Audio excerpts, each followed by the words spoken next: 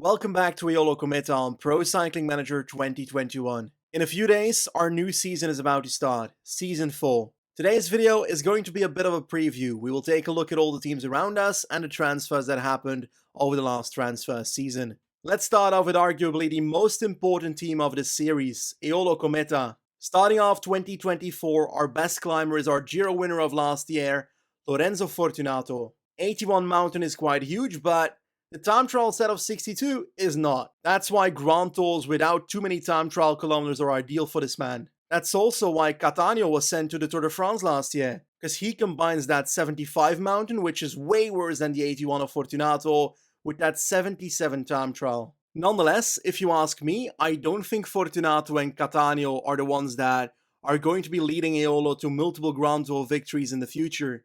For that goal, we brought in two riders in the previous transfer season, Juan Ayuso, the Spaniard, and Tobias Johannesson, the Norwegian. Both are still young prospects, and they have the potential of growing out above 80 mountain, and with a time trial stat above 70 to 72 perhaps. That combination will be much more deadly than Fortunato and Cataneo. Next to our climbers, we have two types of punchers in our team. We have hilly sprinters, and also the kind of punchers like Gasparotto in the past, the ones that can't really climb real mountains like Larisboven and Montoli. Honestly, Alessandro Covi and Alex Aramburu are overpowered on Pro Cycling Manager. In regards to Cobble, we tried using the transfer season to get more support for the leaders. We had Sheffield at 81 Cobble. That guy's progression really happened in the blink of an eye.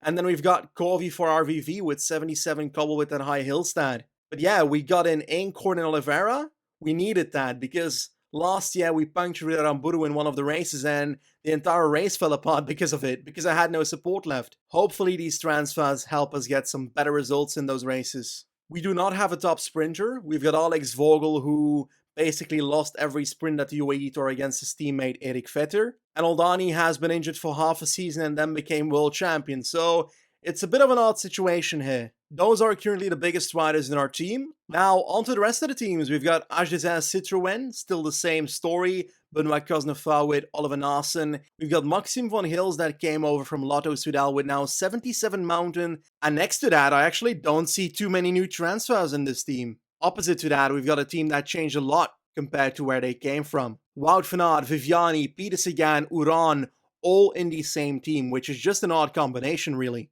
Last year, Astana decided to buy up the sprinters from Alpecin, Merlier and Philipsen, with 82 sprint for Merlier, now 79 for Jasper Philipsen, and most recently a realistic transfer in Gianni Moscon. Sam Bennett is currently the top sprinter at Bora Hansgrohe, with the likes of a Kelderman right here, Schaakman and so forth. Cofidis still kind of feels like Cofidis, except for they have Alejandro Valverde. Last season he was riding for Ineos, he's now jumped ship to Cofidis of all places. 73 mountain.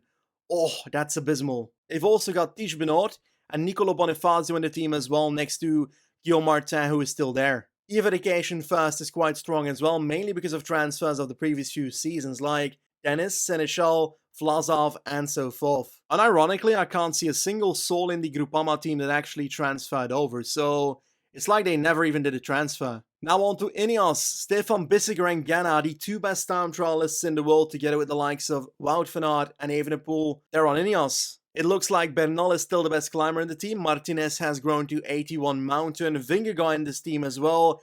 Adam Yates, they've got Carlos Rodriguez at 80 mountain.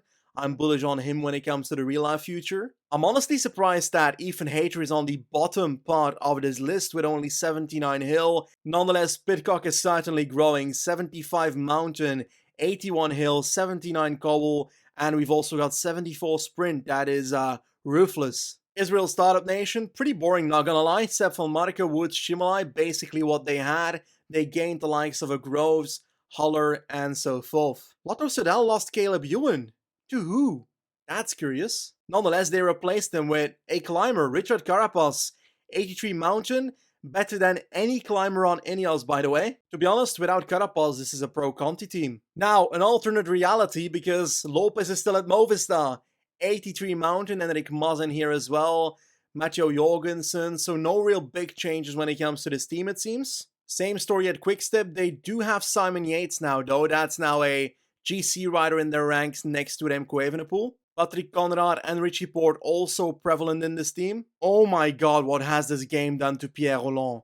56 flat, 66 mountain, 55 time trial. Pro Cycling Manager has murdered Pierre Rolland. Nonetheless, Arkea has not been murdered because Alaphilippe still here after last season. Ben O'Connor has joined Caruso in here as well. Aurélien Peintre, Nasser Bouhanni still. Cherny, Quintana. What a team this is becoming. Meanwhile, Bike Exchange is derping around with the combination of Hamilton and Matthews with one very prominent signing, that is Roger Adria. He's got 80 mountain, 76 hill, and is basically 2 mountain stats higher than Ayuso right now, which is illegal. DSM time with the best rider in the world apparently, Søren Kragh Andersen, with 85 flat. Mess Pedersen has joined here, Marco Brenner has grown to 79 hill, so certainly growing faster than in real life at the moment. Jumbo-Visma's best rider? Sepp Kuss, 83 mountain, my god. Mathieu van der Poel still here, Primoz Roglic, Tom Dumoulin, Tobias Vos. Nothing too major when it comes to transfers, except for Van der Poel. Trek Segafredo is the culprit. They stole Caleb Ewan from Lotto Soudal. Ewan is gonna do a lot for this team. Lastly, when it comes to the World Tour teams, Pogacar and Almeida in the same team, like last year. There are better teams out there, and I'm kinda surprised that Pogacar has not grown to the likes of an 84 mountain. He's kinda stuck on 82 in the series, which I guess is great for me because 84 Pogacar would have been difficult to beat. I will not be going over every single Conti Pro team because that is now below us. We're now a World Tour team. Those are scrubs.